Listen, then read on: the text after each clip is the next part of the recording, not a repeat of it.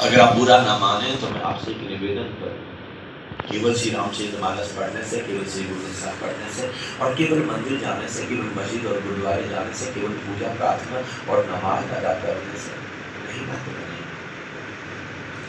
इतने भर से नहीं होगा। सत्य अभी इसी समय हमारे भीतर मौजूद है, इसी समय, और हम खोज रहे हैं कहीं बाहर। नाहत प्रियो लिए सात समुद्र लोग गयो। हम अपने गुरु की भी नहीं सुनते। हम कहते हैं सब हम श्री गुरु गोविंद सिंह जी के सिख हैं, अपने गुरु की कहां सुन रहे हैं?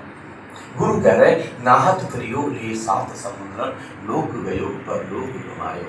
सातों समुद्रों में, सब तीर्थों में आप घूम रहे हैं, स्नान करते पूरे परिवार से, संसार का समय बर्बाद किया। You have simply wasted your time. इतने समय में धन कमाते, खेती करते, रिश्ते निभाते, पर लोग से तो इसका कोई लेना देना नहीं। गुरु बोल रहे हैं सब ऐसे ही पूछे। इस कार्यक्रम की सबसे बड़ी खूबी, 2 दिन तैयारी चलेगी।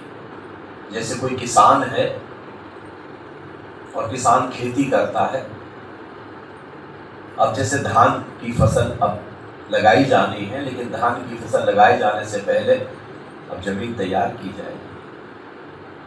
वहां पर ट्रैक्टर चलाया जाएगा, हल चलाया जाएगा, सारी की सारी घास फूस सब खत्म की जाएगी, कंकड़ पत्थर हटाए जाएंगे, पानी दिया जाएगा, वहां पर खाद दी जाएगी, जमीन को उर्वरक बनाया जाएगा, फर्टाइल बनाया जाएगा, उपजाऊ बनाया जाएगा और तब बीज बोए जाएंगे। अगर ऐसे ही बंजर जमीन में जाकर के बीज डालते, उगेंगे क्या? भारत में सबसे बड़ी गलती क्या हो रही है? हम जमीन तैयार, कुछ लोगों के पास बीज ही नहीं है।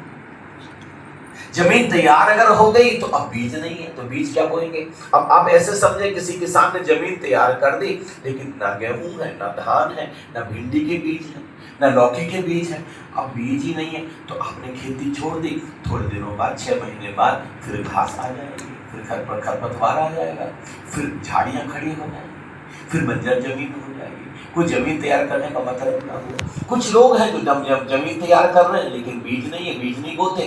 कुछ लोग हैं जो बीज ऐसे बंजर जमीन में फेंक रहे हैं, लेकिन बीज उगते नहीं। बंजर जमीन में कभी बीज उगाएंगे क्या? 2 तरीके की गलतियां हो रही है। आनंद में इन दोनों को रेक्टिफाई कर दिया।